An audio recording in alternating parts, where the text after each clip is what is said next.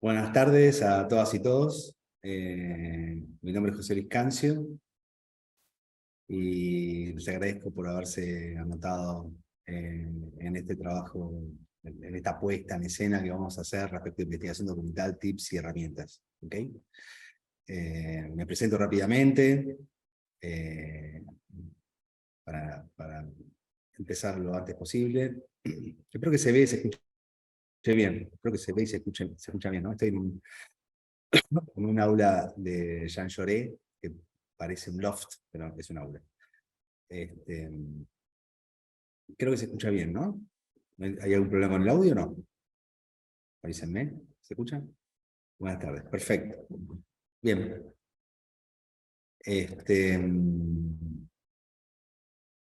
¿Qué es este taller o este curso? Digamos, de forma muy limitada, en 1 hora y media. La idea sería brindar ciertos tips y herramientas para la investigación del registro documental, ¿no? Lo que sería, o por ahí es mal llamado, género documental, ¿no? Eh, eh, yo me presento, mi nombre es José Luis Cancio, estoy en la materia de televisión de la Universidad de Palermo, que es Taller de Creación 2. Bienvenidas a todas y todos. Donde los alumnos tienen que realizar un programa de televisión híbrido. Híbrido lo denomino así porque en los últimos años nuestros alumnos, nosotros mismos también nos hemos volcado al mundo audiovisual de las redes sociales, ¿no? Y con los cambios tecnológicos que hay, haciendo un pequeño paréntesis en la pandemia, las posibilidades de grabar y de producir y de investigar por influencers, por ejemplo, o por videopodcast, ¿no? La verdad que se han ampliado, ¿no? O sea, hoy en día hay videopodcasts que son los más vistos del planeta y son más vistos que cualquier programa de televisión, ¿no? De hecho, creo que los datos de los últimos meses es que año a año se va perdiendo un porcentaje del público tradicional que ve la televisión y que consume cine o cine documental de forma tradicional. Eso no significa que el cine o la televisión está desapareciendo. Sí está desapareciendo de la forma tradicional que la conocimos en el siglo XX, pero se está transmutando en otra cosa, ¿no? En plataformas, en videopodcast. Vamos a ver a dónde lleva eso, pero estamos en esa transformación, que en algunos espacios ya han sucedido, ¿no? Repito, hay videopodcasts o hay influencers que juntan millones de dólares en 48 horas en una subasta, y por ahí es algo que la televisión de antaño, la radio de antaño lo podía hacer, ¿no? Y ahora ese poder está en las redes sociales y con las nuevas tecnologías, ¿no? Y plataformas, etcétera, etcétera. No estoy diciendo nada nuevo, lo que sí quizás es algo nuevo y que año a año va creciendo es la posibilidad tecnológica de nuestros dispositivos, ¿no? Todos los que, todos los que estamos acá tenemos algún dispositivo de los últimos años, algunos más viejos, más nuevos, y habrán visto que las cámaras y la capacidad y la memoria RAM de los dispositivos nuevos son muy altas, ¿no? Y de hecho se producen esos dispositivos en consonancia a esta idea de que en un mismo dispositivo podemos tener cámaras, podemos tener una cámara, podemos transmitir, podemos meterlo en un trípode, podemos hacer un corto documental, podemos hacer un video podcast, podemos hacer lo que queramos, ¿no?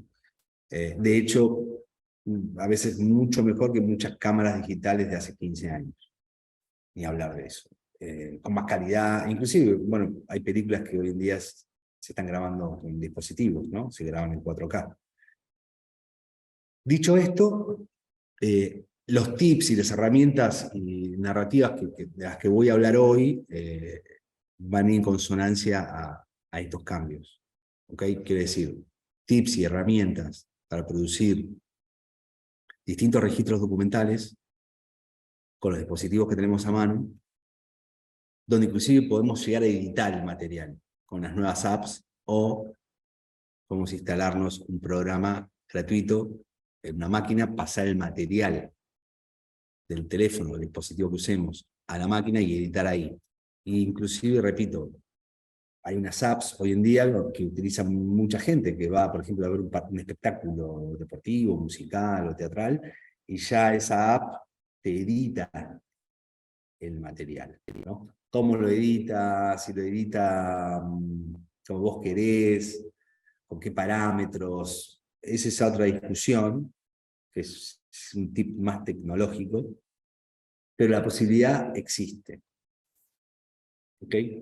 De lo que vamos a hablar hoy es no tanto, o sea, yo al menos voy a proponer hablar un poco de las posibilidades narrativas que te pueden dar justamente estos elementos tecnológicos, ¿no? No tanto el tip tecnológico, ¿no? Que eso es algo más técnico, sino cómo podemos usar estas herramientas, las posibilidades que se nos abren, nuevas e interesantes, que hace, repito, una década era bastante difícil de lograr. Lo que está sucediendo ahora también con la aparición de nuevas apps, miren estas apps nuevas que se denominan y que están muy de moda y que tienen mucha prensa, que se llaman IA, ¿no? De hecho, ya hay 2 o 3 apps gratuitas que te las puedes instalar en el dispositivo y puedes jugar. Quizás alguna de ustedes o alguno de ustedes ya se las instaló y le estuvo haciendo preguntas a esa app de inteligencia artificial. ¿Alguien lo hizo ya? ¿Alguien estuvo con eso? Es interesante, un poco tenebroso, porque acá hay gente que está en Colombia online, bien, saludos. Porque bueno, es como muy complicado lo que va a pasar con esas apps de inteligencia artificial, lo que está pasando, ¿no? No nos vamos a estar en detalles, pero lo interesante que tienen por ahí esas apps para nuestros tips y herramientas documentales que vamos a ver en este curso es que va a haber muchos trabajos, vamos a decirlo así, técnicos que se realizan en el mundo audiovisual, en la televisión, en las redes, en la publicidad ni hablar, que son mecánicos, vamos a decirlo así, que son casi mecánicos, que van a desaparecer y van a ser reemplazadas por estas apps de inteligencia artificial que se denominan, ¿no? Digo que se denominan así porque es un invento de marketing. Inteligencia artificial es tener a Terminator viviendo en tu casa. Eso todavía no existe aún, al menos en este modelo de apps, ¿no? Veremos qué pasa a futuro. Estamos con el 0.1, veremos qué pasa en el modelo número 10, qué pasa, ¿no? Con esa inteligencia artificial, si logra realmente tener una inteligencia. Ahora bien, en ese proceso que se va a dar, para que se comprenda la analogía, es lo que pasa ahora cuando entras a una fábrica. No sé si alguno de ustedes entró a una pyme o una fábrica hoy en día, comparado con lo que pasaba en esas fábricas hace 20 años. Vos entrabas a una fábrica hace 20 años y había, no sé, en una pyme en el Gran Buenos Aires, acá en Argentina, tenías, no sé, una matricera que producía matrices para fabricar motores. Vos entrabas y había, no sé, 80 personas trabajando, 50 personas obreros calificados, subcalificados, trabajando con máquinas. Y hoy en día por ahí entras a una de estas empresas y hay 20 personas trabajando, porque hay 5 que están haciendo esas matrices en 3D y adentro de la fábrica son robots. Son máquinas que realizan el trabajo que realizaban obreros hace 20 años a mano, lo están realizando estas máquinas robóticas, ¿no? Bueno, esa es la analogía de lo que está pasando con el mundo audiovisual, con estas apps. Entonces, lo que va a quedar, digamos, como elemento, o como tips, o como herramientas en el mundo y el registro documental, que ahora vamos a ver qué significa documental, es el aporte humano. El aporte netamente humano, netamente artístico, netamente personal y creativo. Eso es lo único que la IA no va a poder reproducir por más que lo haga. De hecho, si uno le hace una pregunta un poco artística hoy en día a estas apps, medio que no te puede contestar, o te contesta mal, ¿no? Eso no va a lograr reproducirlo hasta dentro de unos años, veremos qué sucede ahí.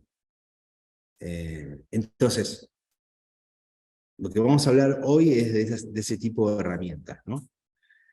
Eh, Herramientas netamente artísticas, ¿no?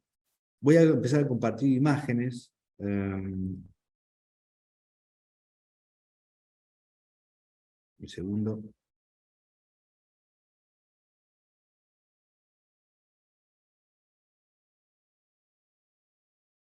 Voy a compartir fotos.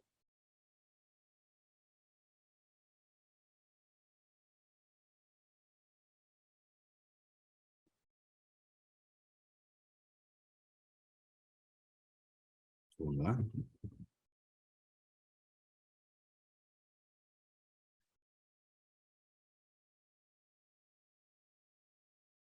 En principio, la pregunta que estaría bueno responder ahora mínimamente, de manera muy brutal, es ¿qué es documental? ¿Qué es el documental? ¿No? Se podría definir el documental, podría haber muchas definiciones. A mí la que me gusta particularmente es que el documental se nutre con el material de nuestra realidad que rodea al director o al productor o al hacedor que está realizando ese producto. O sea, en una ficción, sea cinematográfica o televisiva para plataformas, hay que buscar actores, hay que escribir un guión, hay que producir esas locaciones, esos lugares donde aparecen los personajes, hay que iluminarlos, hay que sonorizarlos. Todo lo que vemos en el cine, en la televisión y en las plataformas que parecen naturales, que parecen lugares naturales, por más realistas que sean, por más que sea un capítulo de Sucesión, no sé si están viendo Sucesión, está filmado de una manera muy realista, y parece que la cámara está ahí observando y siguiendo a los personajes, porque está muy bien hecho. En realidad está todo puesto, está todo colocado, está todo producido, desde el peinado de las actrices hasta la vestimenta y la zapatilla de los actores, hasta ese televisor donde aparece de fondo, que aparece de fondo mientras un personaje habla, todo está producido.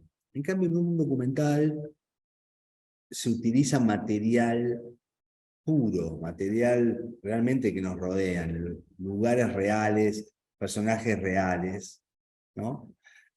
Y esos personajes y lugares reales pueden ser grabados o registrados con nuestras cámaras o los dispositivos cuando queramos o cuando podemos hacerlo. Por ejemplo, si queremos hacer un documental sobre el supermercado chino que está enfrente de nuestra casa, por decir un supermercado, ¿no? Bueno, vamos y grabamos dentro del supermercado chino. Pero también podemos utilizar material de archivo documental.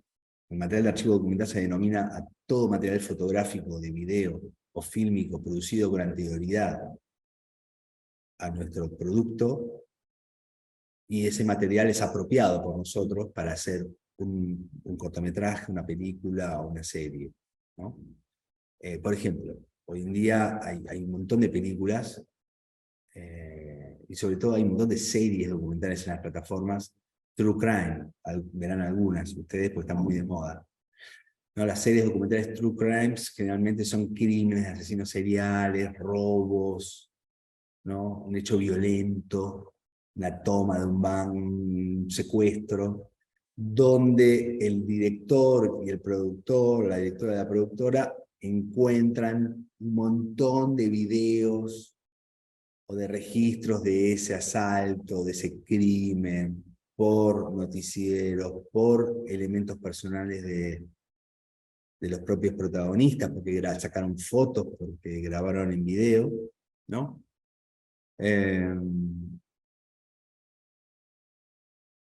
Entonces ese material es usado en la serie o en el documental. A eso se denomina material de archivo, ¿se entendió? ¿Se comprende? Ahora sí voy a compartir. Voy mostrando fotos, voy a abrir varias.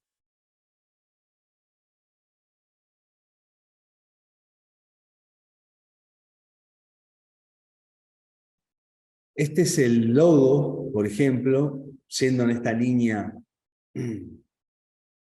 de encontrar por ahí historias a partir de material de archivo fotográfico, de video, de amigas, de amigos, de familia, o conocemos a alguien que tiene material de archivo, en esta línea va esto que estoy mostrando, que es el logo de un fotoestudio que se llamaba Fotoestudio Luisita.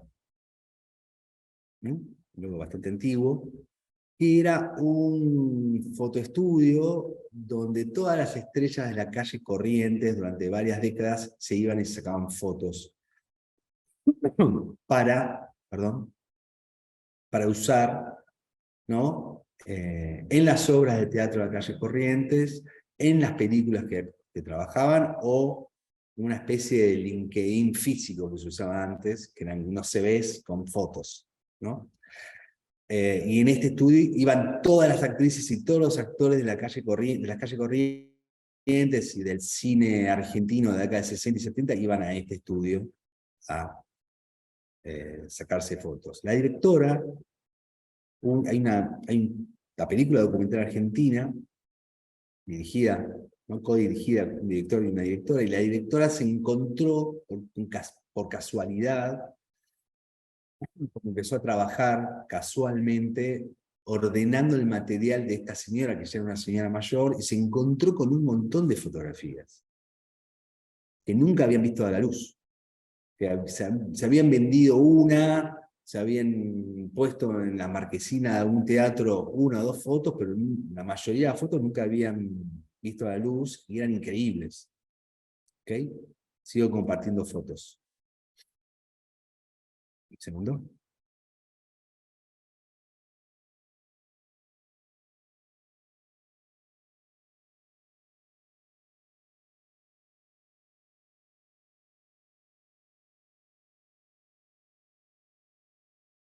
Acá se ve el tipo de fotografía, ¿no? Generalmente eran fotos diapositivas. Las fotos en diapo eran de mucho más alta calidad que las fotos normales. Y acá se ve bien el set, ¿no? Se ve bien la puesta, es una especie de estudio fotográfico que tenía armado esta señora en su casa, en el living de su casa, ¿no? Y esta foto es una foto de Nelia Lobato, una actriz de teatro de revistas en la década de 70, ¿no? Sigo compartiendo fotos.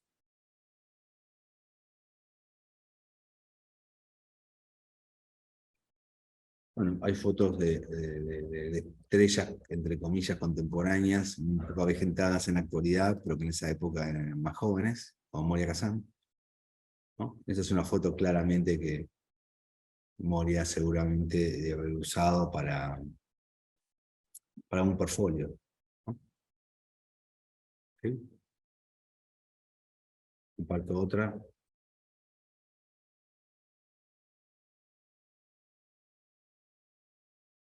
Como verán, son fotografías muy del teatro de revistas de la calle Corrientes, ¿no? ¿Se ven las imágenes? Sí, ¿no? ¿Se está viendo? Avísenme, por favor. Bien, estas son las fotos con que se encontró la directora, ¿no?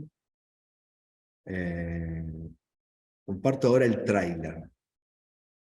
Voy a compartir el tráiler, ¿ok? Corto cámara, dejo... Perdón, voy a cortar el micrófono para que se escuche y se vea el tráiler. Díganme si se escucha y se ve bien el tráiler, ¿ok? Comparto. Acá. Listo. Acá. Acá.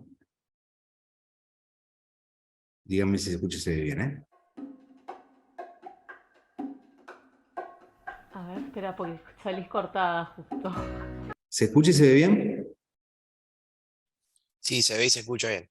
Perfecto, va. Entonces, corto micrófono y corto cámara. Es 1 minuto y medio nada más.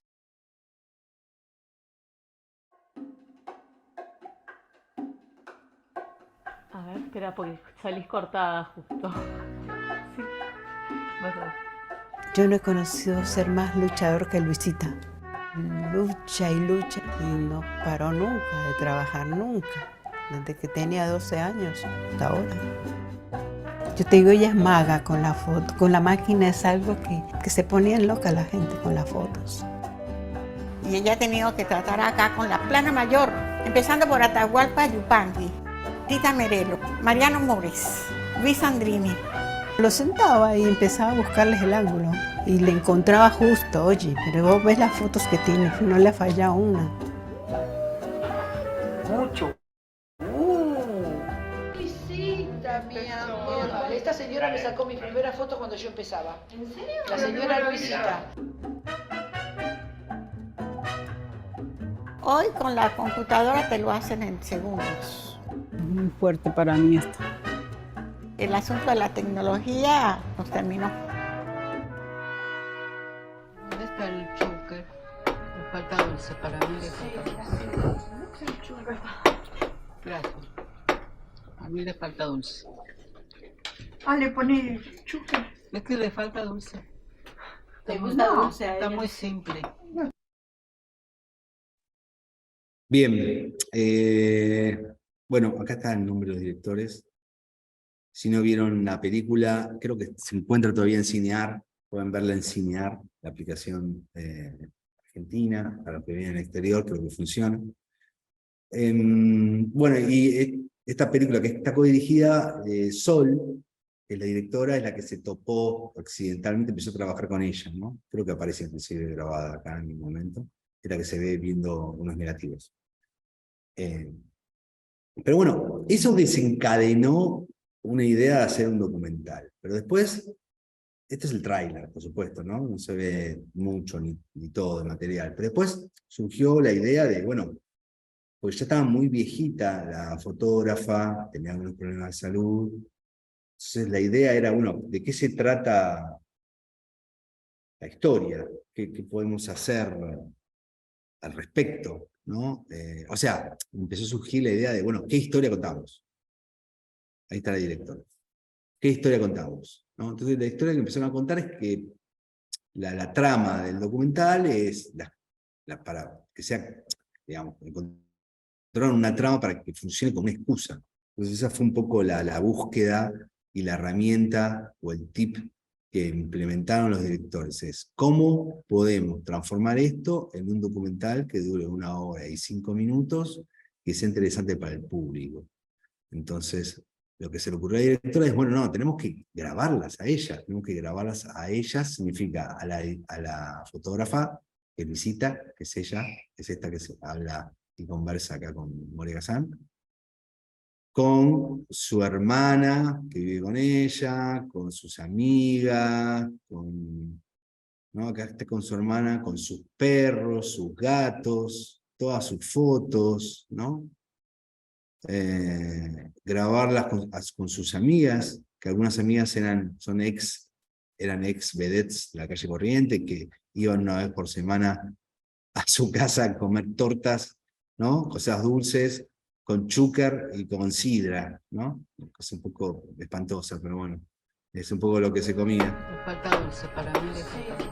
Entonces el documental está dividido en esos momentos, en los momentos de la vivencia de ella en su hogar, con su hermana, con sus amigas, y después al director se le ocurrió la idea que eso no era suficiente, que tenían que hacer algo más. Entonces se le ocurrió la idea que en realidad lo que podían hacer es organizar una curaduría de fotografías de Luisita, que es lo que de pronto empieza a hacer la directora acá, empieza a revisar todos los negativos, y a partir de esa curaduría hacer una exposición de fotografías en ciertos lugares en Buenos Aires, ¿no?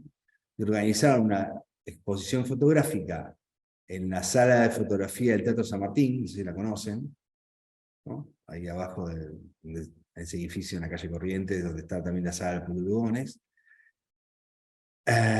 Y bueno, y realizaron esa exposición fotográfica de las fotos de Luisita la misma semana que estrenaron la película documental. Entonces, brevemente, el documental consiste en las fotografías recuperadas de esta fotógrafa olvidada, en el día a día de esta fotógrafa con sus hermanas, sus amigas y sus perros. Y en esta exposición que se va preparando, ¿no?, para abrir esa exposición casi al final de la película documental. O sea, esa es un poco la trama. Bueno, es ella que, ¿no?, que todavía es viejita, que está olvidada, la relación con sus familiares, con sus amigas, y cómo se va preparando ese documental y le invita al estreno y va a verlo, ¿no? Es un poco acá, lo que pasa acá. Le pasan la película terminada y se ve ese momento donde ella está viendo la película, y ella está emocionada y está aplaudiendo.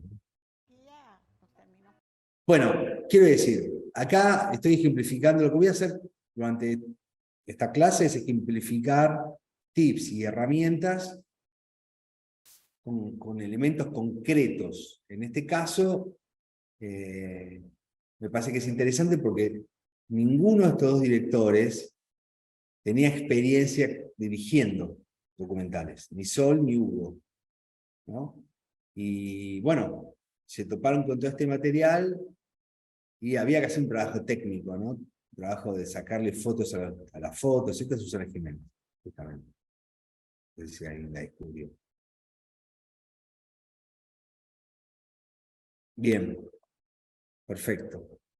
Si no vieron el documental, traten de verlo. Me parece que es un documental interesante, realizado con material encontrado casualmente. Muchos documentales surgen así, ¿no? Surgen a veces por casualidad, el documental, como algo poético, pero el documental te encuentra vos, y lo que sí está en vos es el llevarlo a cabo, ¿no? Algunas personas dicen, bueno, no voy a hacer una película documental, porque es muy complejo, y son muchos años, voy a hacer un corto. Y un corto por ahí es más pausible, y es pausible de realizarlo. Cualquiera de los que estamos acá en esta sala virtual podría hacerlo, quizás con cierto esmero y cierta atención y cierto trabajo, podría hacerlo con su propio celular, ¿no? Hoy en día. Está el tema del sonido, que es otro tip y otra complejidad. Bien, voy cerrando fotos para compartir otras imágenes y otros cortos. Después,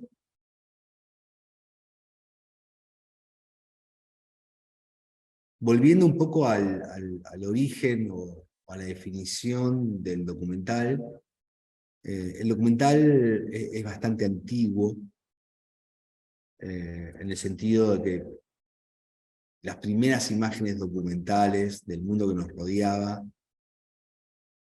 pertenecen al origen del cinematógrafo. Tenemos que irnos al siglo XIX, ¿no? Voy a ver si comparto ahora las imágenes.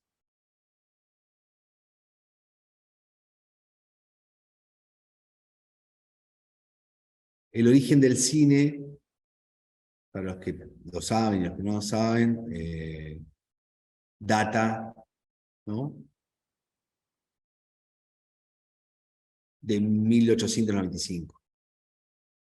Hay elementos mecánicos y otro tipo de mecanismos anteriores al cinematógrafo, pero el mecanismo que inclusive hoy en día sigue funcionando cuando hay directores que utilizan material fílmico, analógico, por ejemplo Tarantino, Christopher Nolan, son productos muy caros, porque hoy en día todas las películas y todos los documentales se hacen en digital. Pero cuando surgió y apareció el cinematógrafo por primera vez En 1895, los autores que eran los hermanos Lumière, o sea, surgió este aparato, este invento en Francia. Lo que hicieron fue registrar el mundo que los rodeaba. ¿Okay? Entonces, se empezó como a restaurar el material.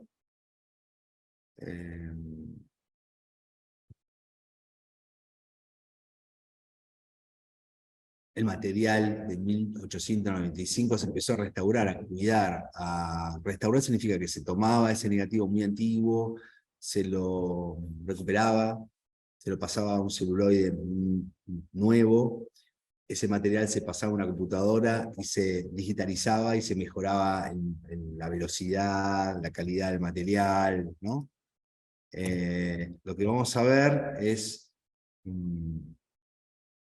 un fragmento, vamos a ver un fragmento solamente, no vamos a verlo entero, de estos documentales, que en su momento no se llamaban documentales. Los hermanos Lumière lo denominaba tomas de vistas, ¿no? No existía la palabra ficción, ni toma documental, ni nada de eso, ¿no? Voy a elegir un corto. Ese es uno de los primeros más importantes.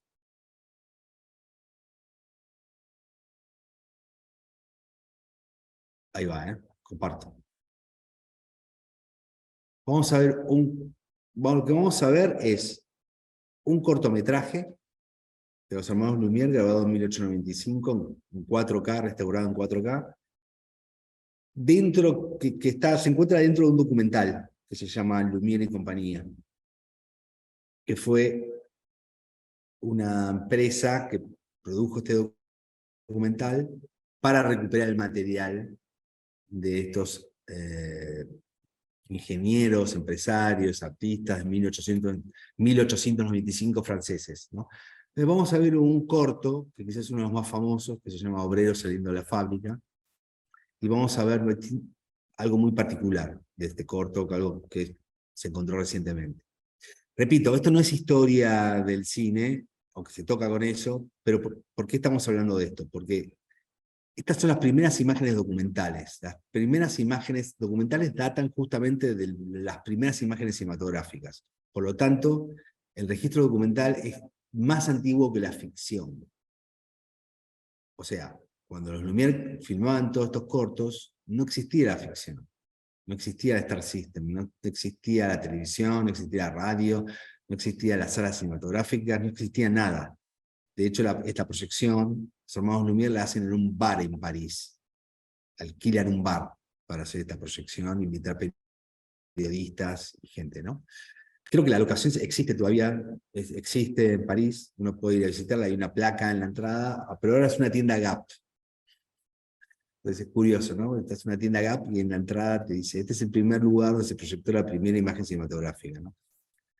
Comparto el documental y el corto. Dura unos minutos. Díganme si se escucha y se ve bien. Comparto.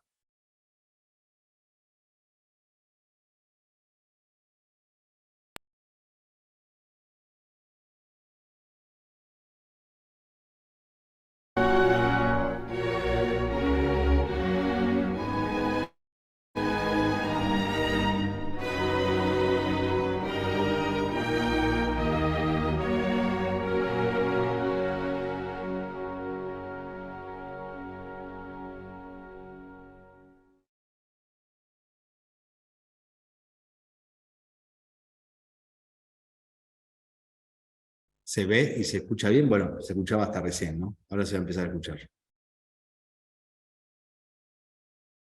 Este es el primer corto filmado por los Lumière, que data del 19 de marzo de 1895, ¿no? Vamos a verlo. ¿Se escucha? Bien. Saco el micrófono y vemos el corto.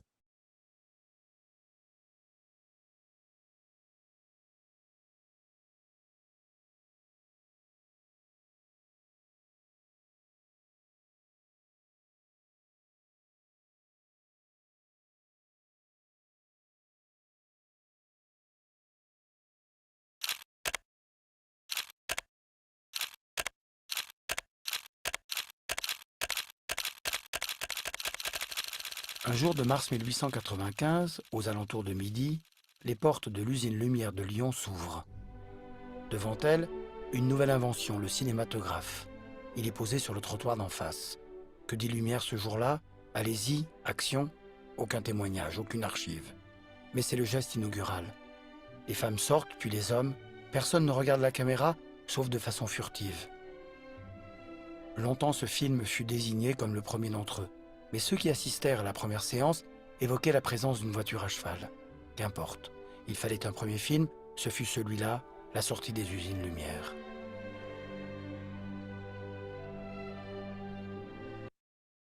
Bueno, durante muchos años, me atrevería a decir casi un siglo, se pensó que este era el único corto realizado por Simón Lumière de obreros saliendo de su fábrica. Se llama así el corto, los obreros saliendo de la fábrica.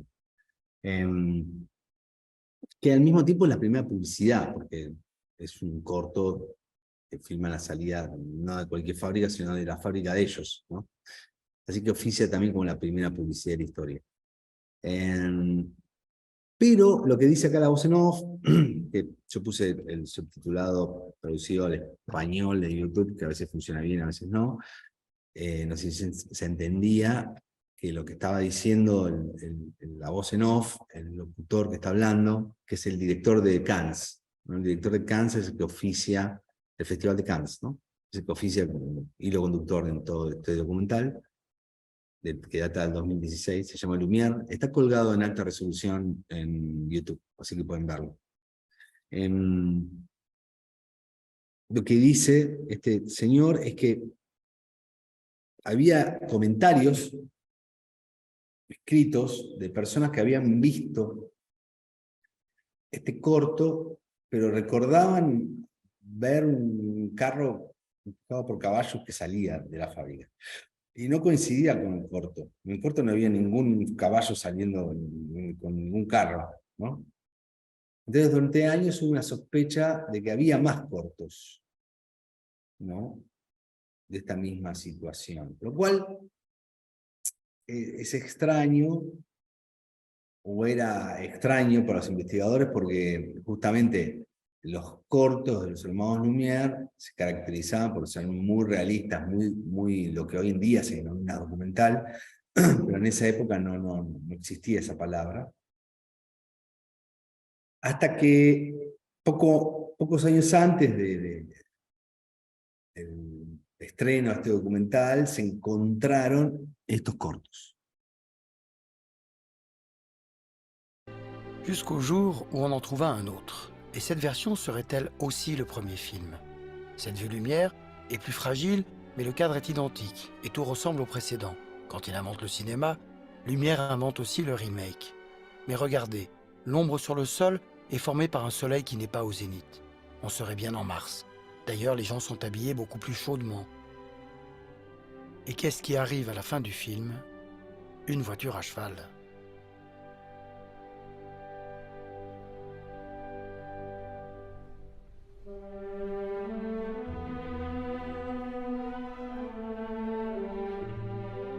Cette troisième version que nous voyons est sans doute bien celle tournée en mars 1895. On retrouve les mêmes personnages, parfois les mêmes visages, puis le chien et les bicyclettes, ceux qui portent beau ou ceux qui font les imbéciles pour se faire remarquer, preuve que le film est mis en scène. L'aventure du cinématographe commence. 17 mètres de pellicule, 35 mm de large, 50 secondes d'une éternité qui dure encore. Depuis, le chemin Saint-Victor est devenu la rue du premier film, et le premier personnage de l'histoire du cinéma, c'est la foule, c'est le peuple.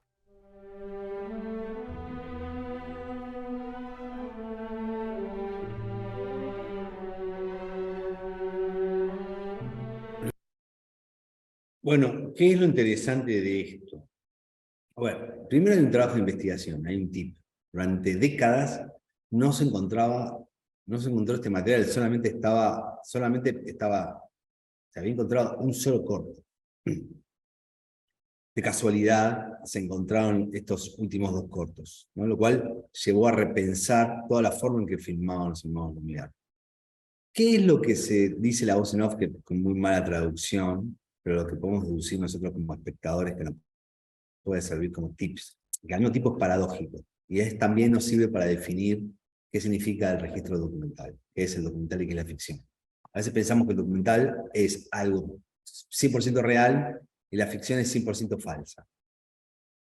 Y a veces, como la vida misma, las fronteras son mucho más grises, son mucho más endebles.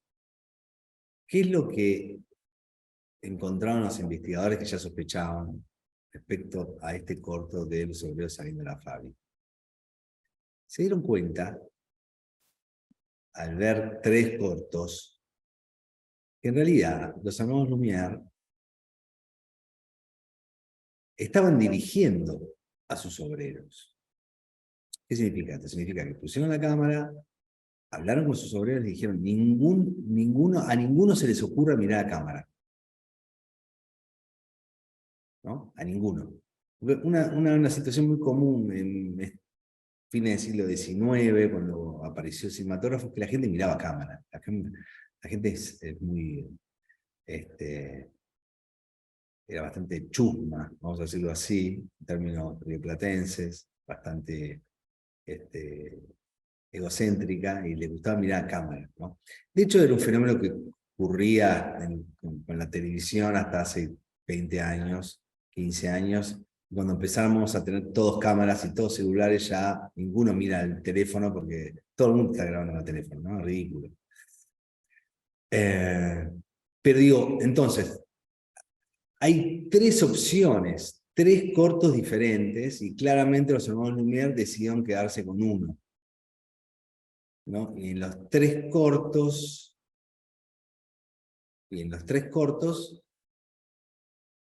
nunca los obreros miran a cámara, ¿no? ¿Qué significa esto? Significa que esto fue ensayado, significa que los hermanos Lumière intervinieron en esa realidad, y que esto no es 100% real, que de alguna manera se preparó, y que seguramente uno de los hermanos Lumière en algún momento gritó acción, o salgan, o dio alguna palabra clave para que ellos primero enciendan la cámara, empiecen a grabar, y posteriormente todos empiecen a salir. Me fascinan siempre estas 3 versiones, es que hay algunos personajes que se repiten. Primero, muchos obreros. Podemos reconocer a algunos obreros, por más que estén distintos. Este es la bicicleta, hay un perro que anda dando vueltas por ahí, que aparecen los 3. Y después está el coche, porque es un coche fúnebre, empujado por los caballos, que aparecen en los últimos 2, ¿no? Y después a mí particularmente me fascinan los detalles. Esto sí ya tiene que ver con elementos por ahí que no están 100%... repito, estamos en el inicio de las imágenes en movimiento. En una época no había sonido. Quizás los hermanos Lumière no se fijaban en el 100% de los detalles. Y eso es lo que me gusta, ¿no? Como que hay detalles que son casuales, ¿no? Como este bebé, este carrito de bebé, este bebé que está ahí, que se ve de fondo con la puerta entreabierta. Se ve gente inclusive saliendo detrás del bebé, ¿no? Eso es interesante, eso está bueno. Es como algo que no está 100% preparado. ¿Ok? Bien. Vamos a dejar de compartir esto. ¿Puedo mover cámara? Bueno, qué bueno que se ve y se escucha claro. Bien. Al mismo tiempo, esperen que voy a poner en punta el material. Al mismo tiempo no.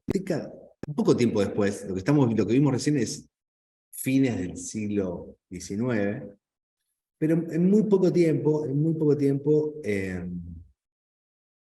el cine se convierte en una industria. ¿Okay? El cine se convierte en una industria brutal. Para que tengan una idea, en solo 10 años, o sea, en 1905, en Buenos Aires se habían construido 30 salas cinematográficas muy grandes, y ya existía una ínfima y pequeña industria cinematográfica. Y esto era algo que se replicaba en todas las ciudades del mundo, en todas las ciudades importantes, ¿no? En Latinoamérica, en San Pablo, en Montevideo, en Santiago de Chile, en Lima, ¿no? Cada una de esas ciudades, en cada una de esas ciudades el cine empieza como a desarrollarse. Y lo que sería el cine puramente documental, o el cine que se denominaba en ese momento tomas de vista, empieza como a desaparecer, ¿no? Empieza a aparecer lo que se denomina la ficción. Ficción, ¿qué significa? Significa que empiezan a aparecer ya situaciones, gags cómicos, escritos por payasos, por malabaristas.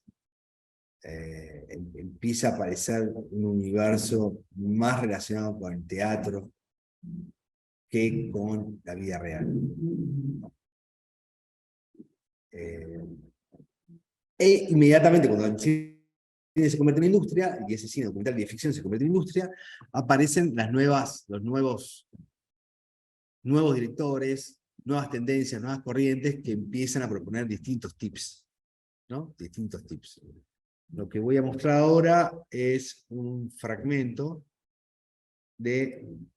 vamos a ver, un fragmento nada más de un documental soviético de una línea de experimentación soviética, o sea, directoras y directores rusos de una agrupación que se llamaba Cineojo, que producía materiales y materiales de noticieros y materiales de ficción para el Estado, ¿no?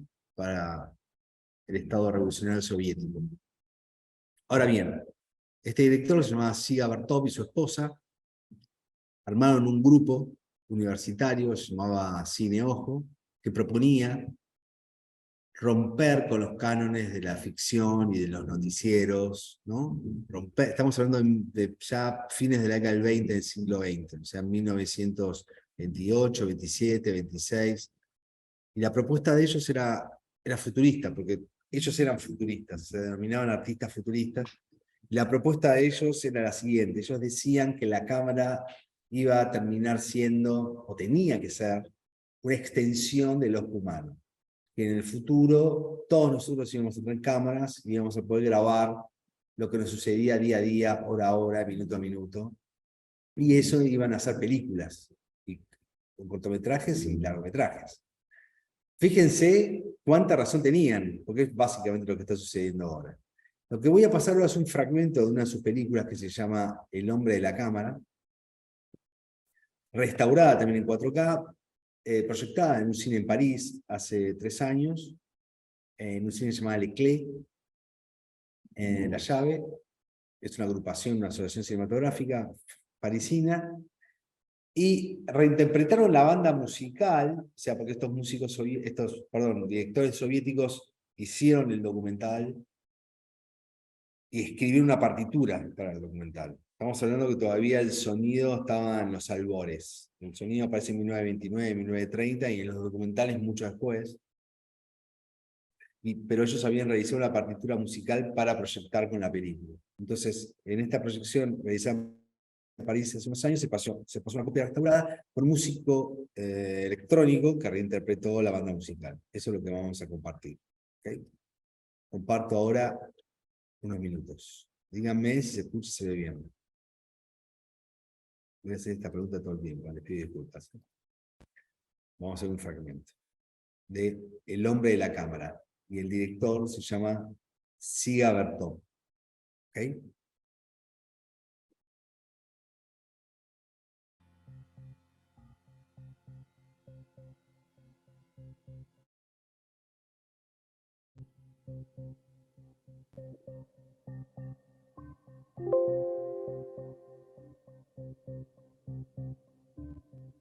Ahora sí, dígame si se escucha y se ve bien. ¿Se ve bien? ¿Se escucha bien?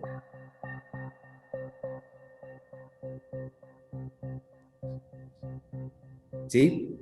Sí, sí, se escucha y se ve bien. Perfecto.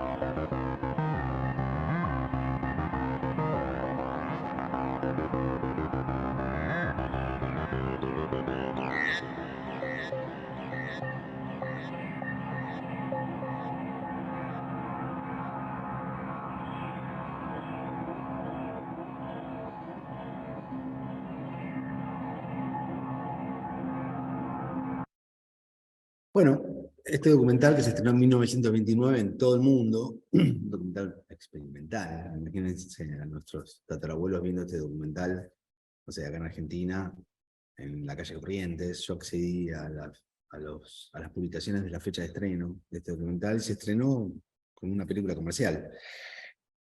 Con una curiosidad muy particular, que es que se estrenó con la Filarmónica del Colón tocando en vivo, una vez por semana. O sea, una vez por semana se pasaba el documental y una banda en vivo tocaba la partitura. Los otros días tocaba un violinista, ¿no? Así que debe haber sido interesante escucharlo con una filarmónica esto.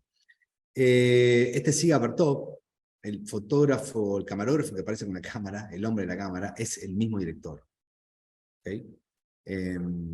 O sea que también esto transforma al documental en una obra de arte autoconsciente. Vieron que generalmente se denomina obra de arte autoconsciente a cualquier tipo de obra artística donde el director de alguna manera, o el artista, en este caso, quiere hacerle consciente al espectador que hay un artista detrás de la obra. El ejemplo más emblemático es Las Meninas de Velázquez, ¿no? Que seguramente tengan en mente ese cuadro de Velázquez, donde todo el cuadro de las meninas es en realidad una pintura de un espejo, donde se ve reflejado él pintando el cuadro, una especie de cajas chinas, ¿no? O también los autorretratos de los pintores también son obras autoconscientes, ¿no? Se están dibujando ellos mismos, ¿no? Ellos se convierten en un objeto artístico. Bueno, en este caso el documentalista decidió salir haciendo gala de estos recursos artísticos, pero no lo sé si, no sé si más por una necesidad que por un hecho también de control. Creo que el director quería hacer esto, quería poner la cámara arriba de una motocicleta, ¿no? Quería aparecer, en un momento aparece caminando en la playa, ahí donde se están poniendo barro todos. Ahí, acá se ve también, este es el director, ¿no? Y también una curiosidad muy importante es que durante muchos años, bueno, este documental está considerado uno de los mejores documentales de la historia por Sight and Sound, por el British Film Institute, por Nikon Center, por el Instituto de Cinematografía Argentino. Siempre aparece como en el top 10 o top 5 de los mejores documentales de la historia. Porque de alguna manera es particular también, no solamente por la estética, aparece el director filmando el día a día de una ciudad, sino por todos los recursos tan modernos que aparecen. En un momento aparecen, ¿no? Aparece filmando un partido de básquet femenino con la cámara en mano, que es algo muy raro para esa época, ¿no?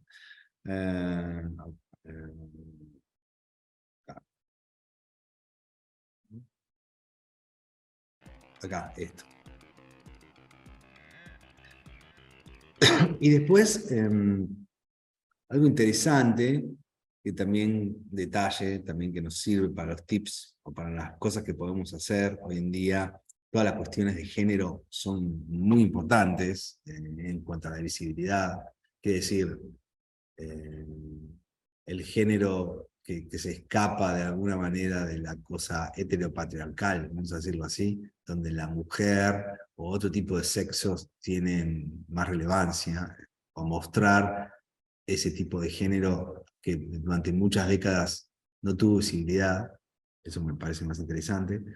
Fíjense en esta secuencia que me pasé del documental, la cantidad de mujeres que aparecen en los planos, ¿no? Jugando al básquet, en la calecita, en el gimnasio, ¿no?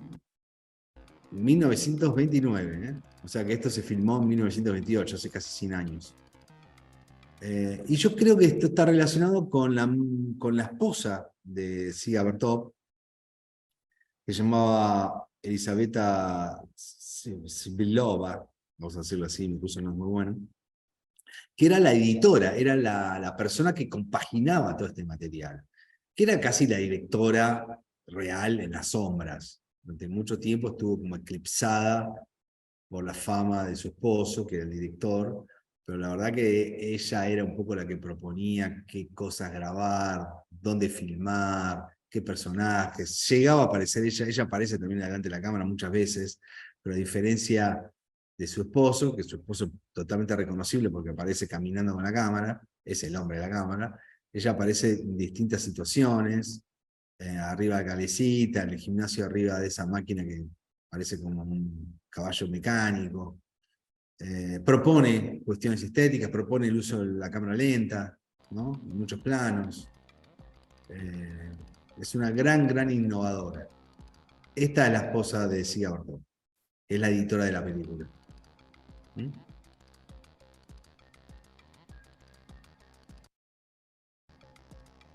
Una mirada desafiante, ¿no?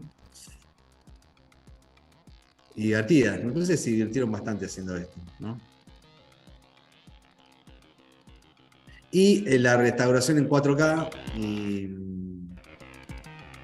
la música electrónica, me parece que lo que hace es un poco acercarnos al material, no verlo solamente como algo que está en como una pieza de museo con olor a naftalina, sino que nos acerca bastante este material, me parece, ¿no? Se ve mejor, la música electrónica le da otra impronta. Pero bueno, quería mostrarles también esto porque me parecía que no es solamente una cuestión de historia cinematográfica, sino porque para mostrarles que esto se podía hacer, estas propuestas de salir a grabar el día a día, utilizar material, apropiarse de la vida diaria, de lo que los rodea, de un partido de básquet, de gente jugando en una plaza o arriba de una calecita. Estas propuestas no son modernas estrictamente, ¿no? Había personas que la habían imaginado hace 100 años, ¿no? Y que más, la propuesta era que en el futuro todos nosotros íbamos a poder hacer esto, ¿no? Fíjense qué visionarios. Dejo de compartir, con la cámara. Por último, para hacer algo más moderno, o mostrar algo más actual, más que moderno, porque lo que vimos era bastante moderno, les quería compartir unos minutos de una introducción de un corto, de un largometraje, un poquito más contemporáneo, más moderno, para hablar de esta idea que les había nombrado cuando vimos los cortos de los hermanos Lumière, que yo hablaba de que la intersección entre realidad, veracidad y construcción es un poco gris. O sea, quiere decir, los hermanos Lumière cuando filmaban los obreros saliendo de la fábrica, bueno, en realidad los estaban dirigiendo. Les estaban diciendo que no miren a cámara, que salieran cuando gritaran, dieran una orden, ¿no? Filmaron varias veces para elegir uno. O sea, es casi como que estuvieran dirigiendo actores. O sea, entonces la pregunta que habría que hacerse sobre, que no estamos respondiendo, es qué es documental y qué es ficción. Es una pregunta que, la verdad que yo podría agarrar definiciones que están en Wikipedia o en libros teóricos sobre documentales más conservadores, y me podría quedar muy tranquilo porque les doy esa definición, pero la realidad es que la definición es muy gris. Quiere decir, hay películas de ficción que usan muchos elementos documentales, y hay cines documentales, y cortos documentales, y productos documentales para plataformas, que parecen 100% reales y auténticos, y en realidad no. Hay un elemento que está recreado, que está manipulado, que está manejado, ¿no? Lo importante, creo yo, es, por lo tanto, esa división de realidad y ficción, hoy en día inclusive con las apps IA, que nombré al principio de la clase, se vuelve más complejo, porque hay mucho material que en los próximos años vamos a ver, que van a aparecer cámaras de seguridad, o imágenes satelitales, o imágenes de drones, que van a ser manipuladas, y no vamos a poder diferenciar entre un material 100% verídico y un 100% totalmente recreado, ¿no? Eso ya está pasando ahora, pero pronto va a ser muy sencillo de hacer para cualquiera de nosotros, y entonces la pregunta sobre qué es ficción y qué no es ficción va a ser mucho más compleja. Pero el ejemplo que quería mostrarles ahora es un documental que seguramente vieron, o alguno escuchó hablar, que es un documental sobre, vamos a ver el comienzo de un documental dirigido por Asif Kapadia. Asif Kapadia es un documentalista británico, filmó pocos documentales, pero seguramente vieron alguno. Muchos estuvieron en Netflix, por nombrar la plataforma más conocida, pero hay otras. Otros estuvieron en otras plataformas, ¿no? A ver, el documental sobre, se hizo famoso haciendo un documental sobre Senna, el corredor automovilístico brasileño. Hizo otro documental sobre Amy Whitehouse, ¿no? Y el último gran documental que hizo fue justo antes de la pandemia, un documental que acá en Argentina se estrenó por DirecTV, pero en todo el mundo se estrenó en salas y por HBO. En el único país donde no se estrenó en salas cinematográficas fue en Argentina. Y es el documental Diego Armando Maradona. Quizás lo vieron. Vamos a ver el comienzo. Porque también hay otras formas de utilizar la ficción y el documental y conjugarlas, ¿no? Vamos a ver los primeros minutos. Comparto. Dígame si se escucha y se ve bien. ¿Ok?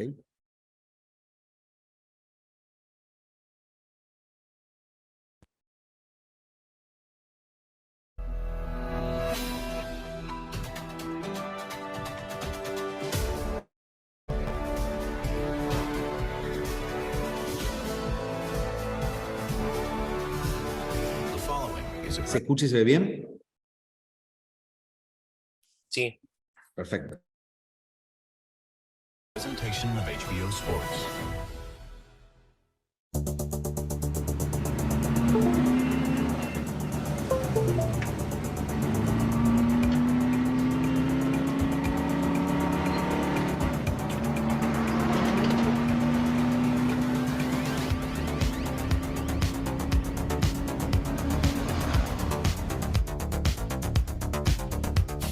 ¿Cambió tu vida, Maradona, después que debutaste el año pasado en Primera División? Bueno, sí, me cambió la vida porque ya vienen los reportajes, ya es otra cosa, ¿no? La verdad que cuando lo viste salir a la cancha, mi marido y yo nos pusimos a llorar.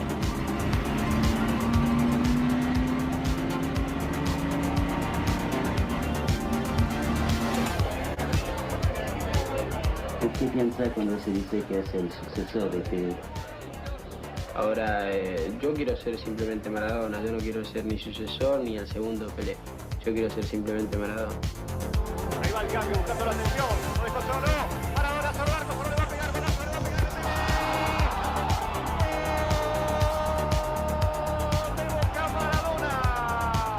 Que a mí me importa más la gloria que la plata.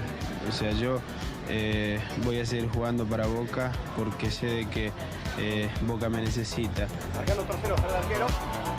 Maradona le quitó el arco, solo le va a pegar, le pegó. De Boca, Maradona. Ya digo, suerte y veo que te vas muy abrigado. ¿Es nuevo esto? No, lo que pasa es que había que traer algo abrigado y me puse esto.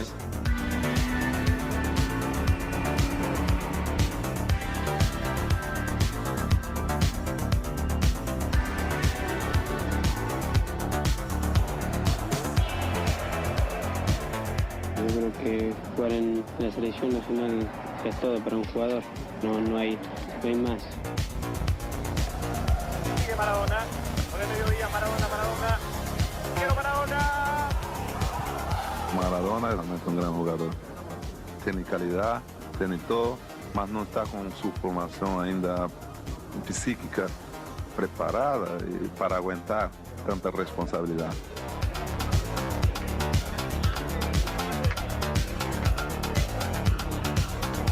El contrato de Diego Armando Maradona por el Fútbol Club Barcelona, sin duda el más caro en la historia del fútbol mundial.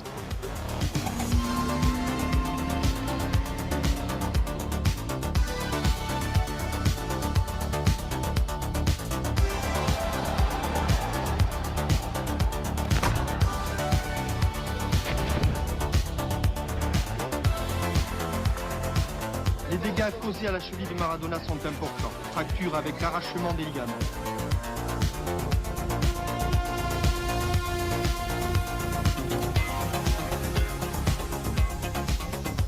Las ganas que tengo de volver a jugar al fútbol me lleva a mí a estar alegre, a estar bien, pensar en la vuelta.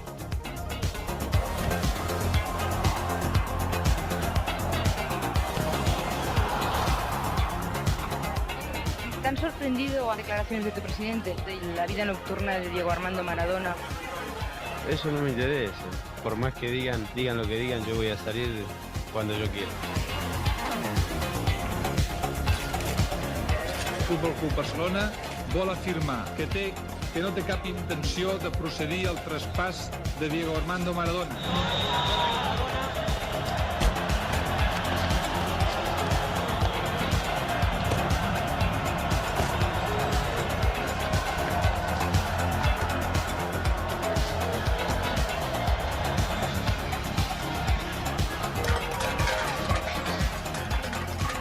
El president del Napoli, Corrado Ferlaino, és avui a Barcelona.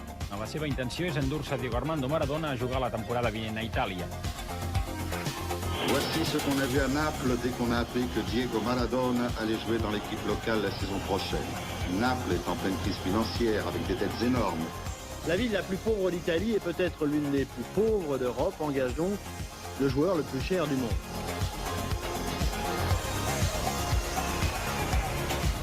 ¿Qué espera de la ciudad de Nápoles? Bueno, espero tranquilidad que no tuve en Barcelona, pero por sobre todas las cosas el respeto.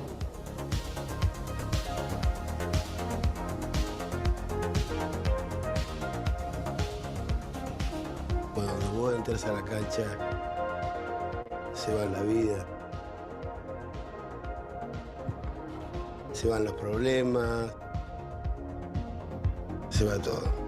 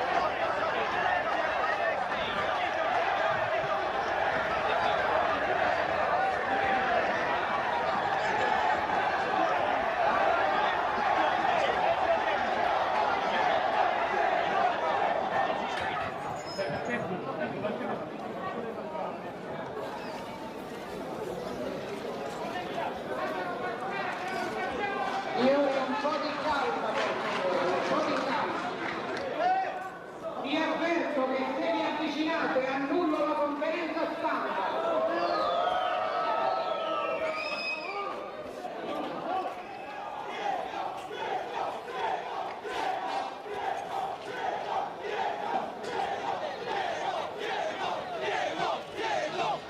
Prima domanda.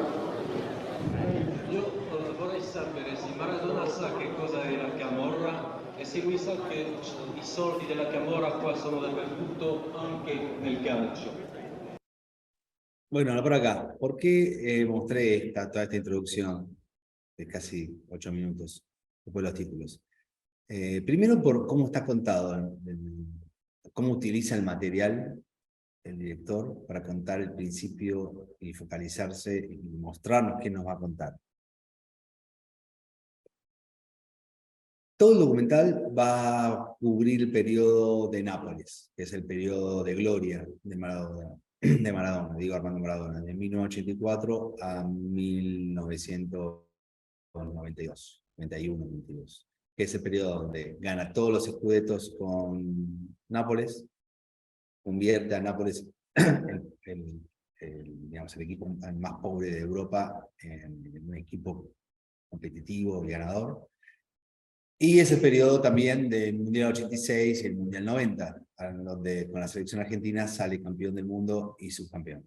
Entonces se concentra en ese periodo y utiliza toda la secuencia de los títulos como si fuera una película de ficción para contarnos los orígenes de Maradona. Es como una especie de síntesis de todo, de quién es Maradona, de dónde viene, quién era y cómo termina en Nápoles. Y esa síntesis que cualquier otro director o influencer o director de televisivo quizás lo hubiera contado solamente con una especie de imagen, un montón de imágenes sintetizando históricamente ese periodo. Esto lo vemos constantemente en YouTube, lo hace mucha gente con material que está colgado en las redes. Pero acá el director toma una decisión muy interesante, que es que todo está atravesado con este auto que va atravesando una ciudad y uno no sabe qué es, ¿no? Con música electrónica, ¿no? Como si fuera una película. Vieron que muchas películas comienzan con una persecución, con un auto atravesando una ciudad.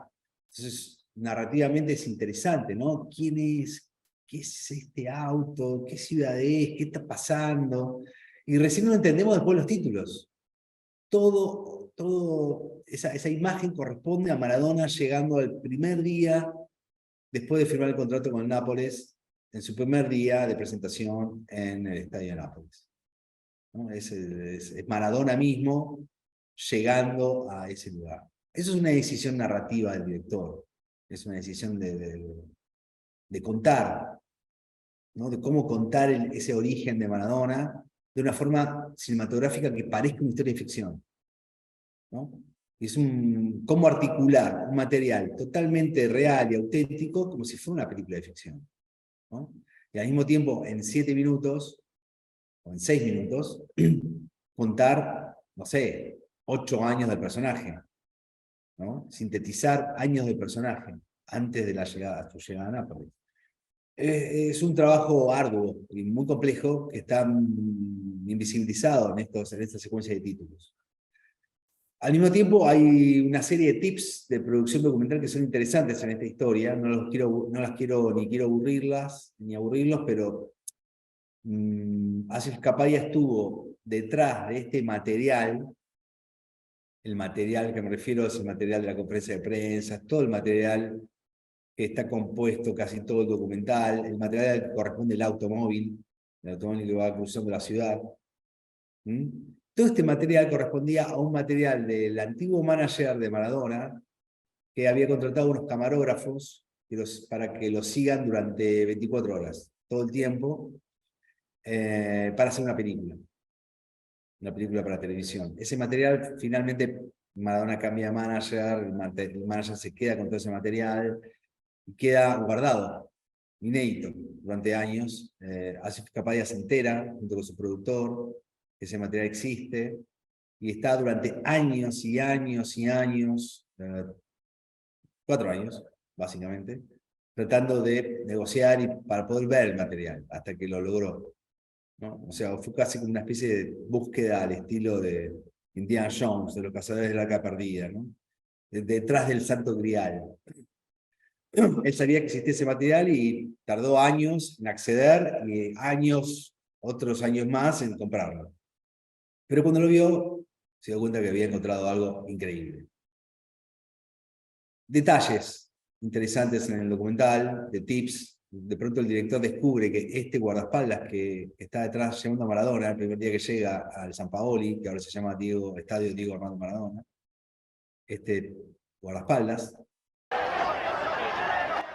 con cara de malo, lo va llevando así de los hombros. Acá lo vemos.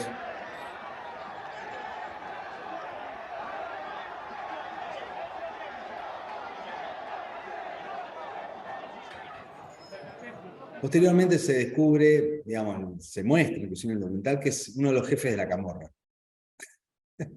que oficia como guardaespaldas de Maradona, que es la primera pregunta que hace un periodista, ¿no? Le pregunta al presidente del club, le pregunta sobre a Maradona si sabe lo que es la camorra, ¿no?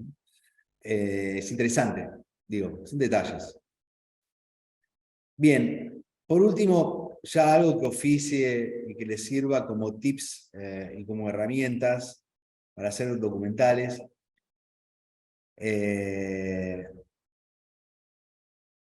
Hay ciertos lugares en Argentina y en todas las ciudades del mundo que son buenos lugares para ir y buscar fotos, videos, filmaciones, que pueden datar de la época que llamamos Lumière del siglo XIX, o pueden ser algo reciente, ochentoso o noventoso, ¿no? Ciertos lugares específicos son AGN, el Archivo General de la Nación, acá en Argentina, que es el lugar donde se recopila todo el archivo encontrado o donado de los últimos 300 o 400 años. O sea, el primer material, la AGN tiene mucho material, tiene documentos, por ejemplo, de la época del virreinato, ¿no? Y también tienen fotografías o videos de los 80 o los 90 de deportistas, ¿no?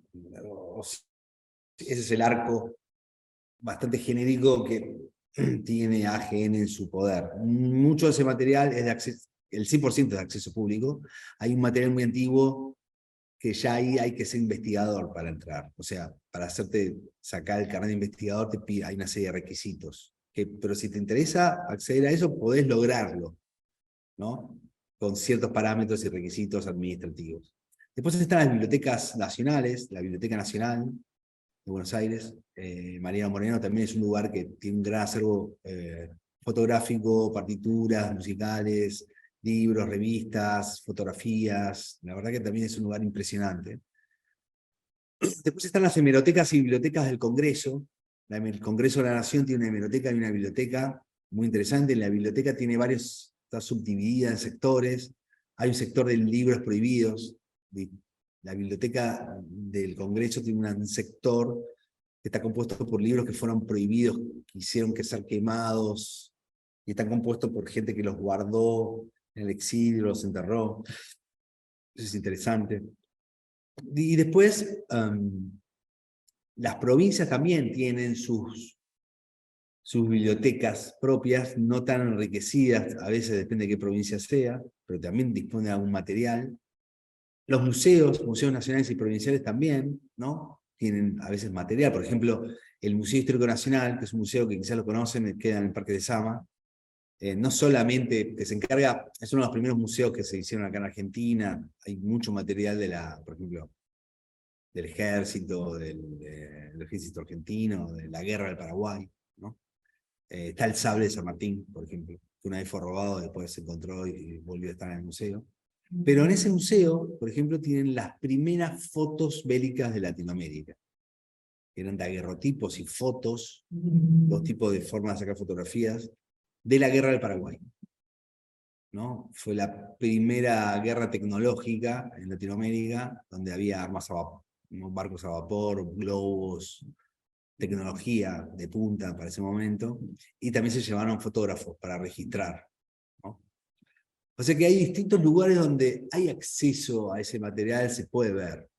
Y al mismo tiempo están las situaciones privadas, ¿no? Acceder al material privado de un artista, al video de su cumpleaños, que lo guardó una tía, a las fotografías de un escritor que sacó en sus vacaciones, cuando se fue de vacaciones a San Clemente Tuyú, no sé, en la década del 90, etcétera, etcétera, etcétera. Y ni hablar de por ahí de un archivo más reciente digital, ¿no?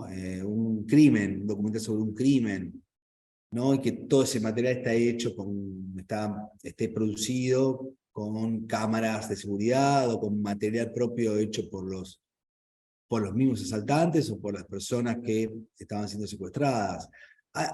Las posibilidades son muy amplias hoy en día para hacer cortos documentales o largometrajes documentales con material de archivo. Así que a los que les interese, les propongo que investiguen, que piensen, inclusive puede ser un material personal. Uno a veces se muda y guarda cosas, o encuentra cosas de los abuelos o de los padres, y de pronto dice, pero este material es interesante, mira qué bueno que está este material, ¿no? Se puede hacer algo, se puede contar una historia, historias familiares. Es un tipo de documental que se llama found footage, que es material encontrado, o sea, material personal, de archivo, fotográfico, fílmico, encontrado e inédito. Creo que lo más importante, una de las cosas importantes, aparte de contar una historia, ¿no? Una historia es que el material sea inédito. Ahí tiene un plus que ninguna app de inteligencia artificial va a poder emular. Bueno, estamos terminando la clase. Les agradezco haberse anotado en el curso. Espero haber dado un tip, quizás alguno esperaba un tip mucho más tecnológico, mucho más técnico y específico. Hablé más de investigación y de lugares y formas narrativas, o de cómo acercarse al registro documental. Espero que les haya servido. ¿Ok? Nos vemos en el próximo OpenDC, quizás. Hasta luego. Muchas gracias, nos estamos viendo. Mucha suerte.